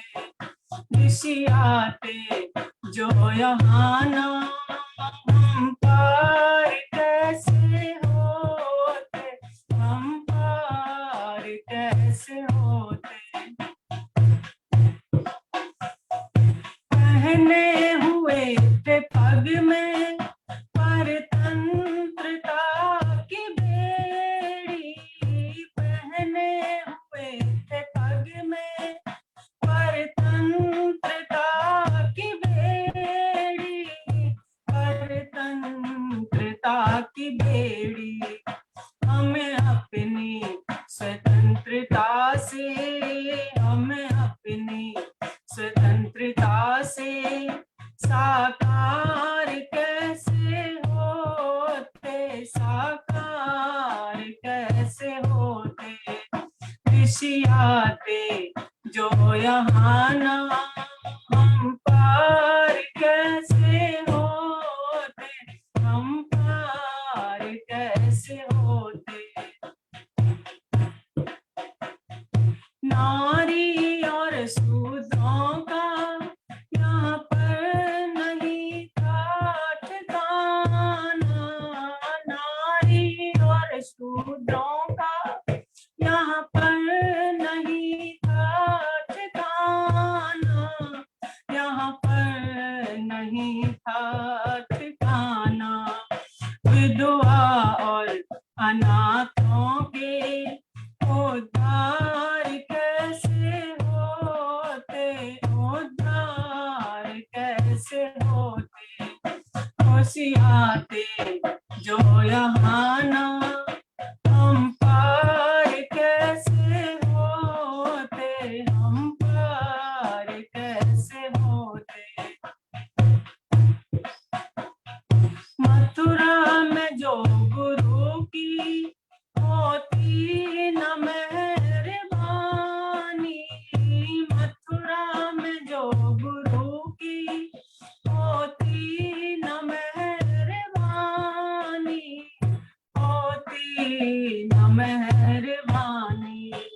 कर मचे उस देवता के, कर मचे उस देवता के दीदार कैसे होते, दीदार कैसे होते। ऋषि आते जो यहाँ ना, ऋषि आते जो यहाँ ना, हम पार कैसे होते, हम पार कैसे होते। पढ़ने के वेद हमको, पढ़ने के वेद सबको, अधिकार कैसे होते, अधिकार कैसे होते। ऋषि आते जो यहाँ ना, ऋषि आते जो यहाँ ना, हम पार कैसे होते, हम पार कैसे होते, हम पार कैसे होते। धन्यवाद। बहुत बहुत धन्यवाद संध्या पांडे जी, आर्य समाज कृष्णनगर से। डलहौजी से मोनिका सहगल जी जुटी है, एक भजन सुनाएगी। जनक करुणा माता जी पानीपत से, दिनेश प्रसाद जी फिर शांति पाठ, दोनों जो आ जाए। माता जनक करुणा जी आ रही है पानीपत से, मोनिका जी, दिनेश प्रसाद जी। कोई और भजन वाला? और दिनेश जी स्वागत, फिर शांति पाठ करते हैं। माइक ऑन कर लो दिनेश जी, स्वागत।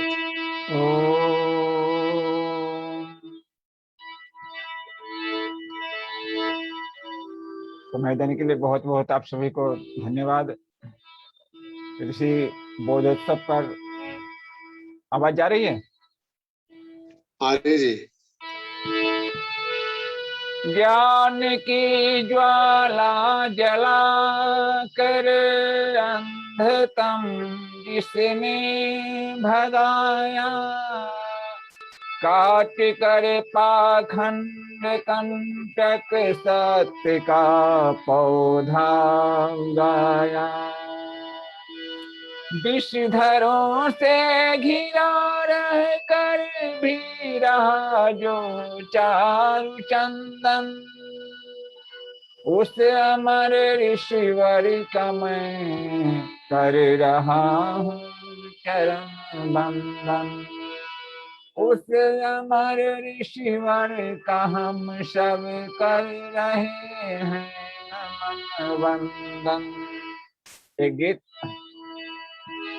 एक जंगल में नई बस्ती बसा दी तूने, एक जंगल में नई बस्ती बसा दी तूने। वक्त पत्थर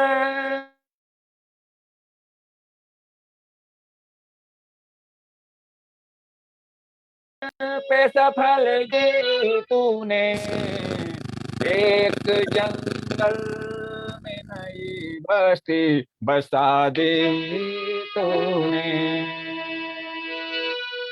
लोग माने या न माने था करिश्मा कोई, लोग माने या न माने था करिश्मा कोई। अर्थियां जितनी उठी डोली बना दे तूने, एक जंगल में नई बस्ती बसा दे तूने। सच तो यह है कि किया काम निराला ऐसा, सच तो यह है कि किया काम निराला ऐसा, आग पानी में दयानंद लगा दे तूने, एक जंगल में नई बस्ती बसा दे तूने, चांद सूरज व सितारे थे कभी कैद जहां, चांद सूरज व सितारे थे कभी कैद जहां,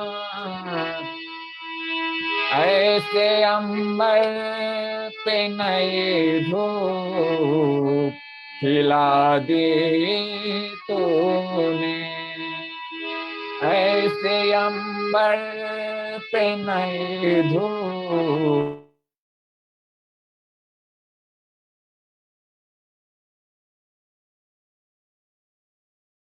खिला दे, एक जंगल में नई बस्ती बसा दे तूने,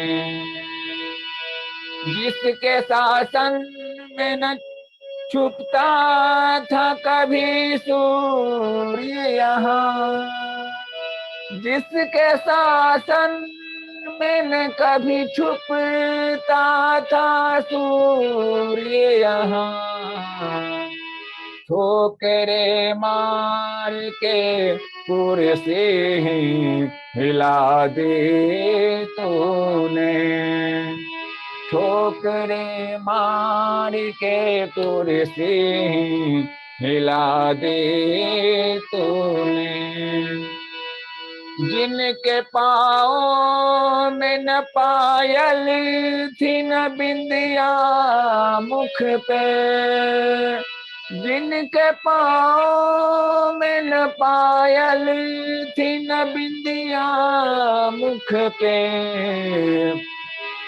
ऐसी अबला के फिर मांग सजा दे तूने, ऐसी अबला की दुनिया ही सजा दे तूने, दूसरा कृष्ण तुझे कहने को जी करता है, दूसरा कृष्ण तुझे कहने को जी करता है, वेद की बांसुरी घर घर में बजा दे तूने, वेद की बांसुरी दुनिया को सुना दे तूने, तेरी निष्ठा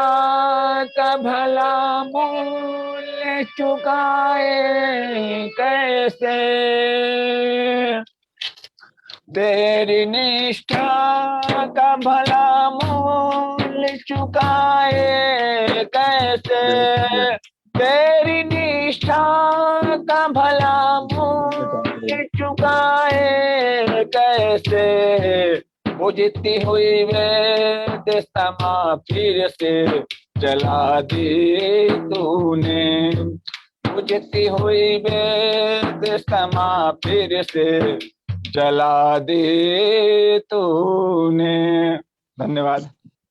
दिनेश जी बहुत सुंदर, डबली से तो मजा आ गया, डबली से गाया करो, डबली से गाया करो, खड़े होके झूम झूम के, बहुत सुंदर बताई।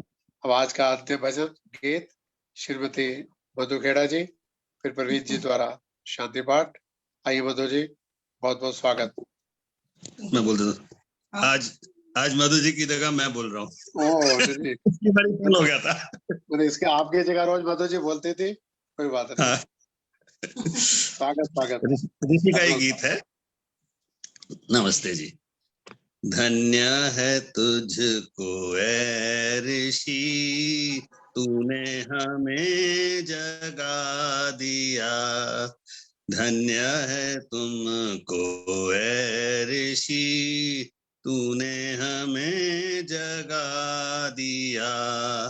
सो के लुट रहे थे हम, तुमने हमें जगा दिया। अंधों को आंखें मिल गई, मुर्दों में जान आ गई। जादू सा क्या चला दिया, अमृत सा क्या पिला दिया। धन्य है तुमको ऐ ऋषि, तुमने हमें जगा दिया। वाणी में क्या तासीर थी, तेरे वचन में ऐ ऋषि। वाणी में क्या तासीर थी, तेरे वचन में ऐ ऋषि। कितने शहीद हो गए, कितनों ने सर कटा दिया।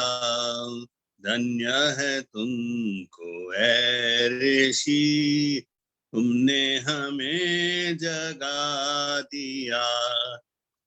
अपने लहू से लेख राम, तुम्हारी कहानी लिख गया। अपने लहू से लेख राम, तेरी कहानी लिख गया।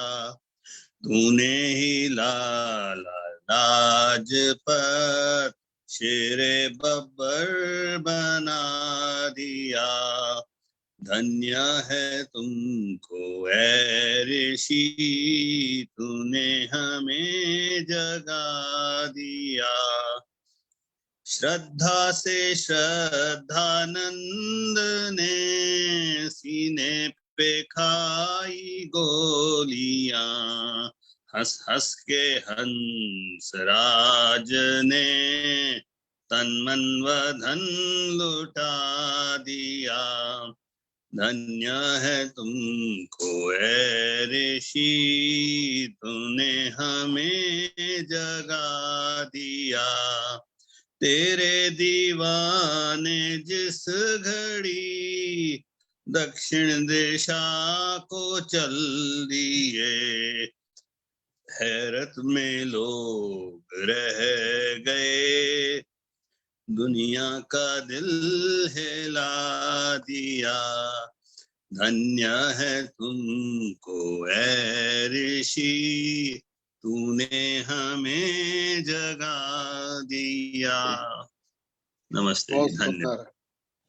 तेरे दीवाने जिस घड़ी दक्षिण दिशा को चल दिए। बहुत सुंदर। आज भाई जी भी छुट्टी पे हैं, प्रवीण जी भी चले गए। तो हरिओम शास्त्री जी फरीदाबाद से धन्यवाद ज्ञापन और शांति पाठ का समापन। परसों 16 मार्च को शाम को 5 बजे फिर मिलेंगे वेदांता अस्पताल गुड़गांव के डॉक्टर सुनील जी से। आइए, हरिओम जी। आपका बहुत बहुत धन्यवाद अनिल जी, ये अवसर देने के लिए। मैं इस कार्यक्रम में प्रारंभ से उपस्थित रहा हूँ। आज तो ये सौभाग्य मुझे मिला जिसकी मैंने कभी कल्पना भी नहीं की थी। सभी भाई बहनों का मैंने भजन सुना और आदरणीय आहूजा जी का जो सार गर्भित उद्बोधन था उसका तो समझ लीजिए कोई मुकाबला ही नहीं, वो अपने आप में एक अनोखा था। परमपिता परमेश्वर उनको और आप सभी को इतनी शक्ति और भक्ति दे कि वेदों और वेदों के प्रचारक देव दयानंद के प्रति और आर्य समाज के प्रति हम सब नतमस्तक रहें और सदैव समर्पित रहें। आपका पुनः एक बार कोटिशा अभिनंदन और धन्यवाद है।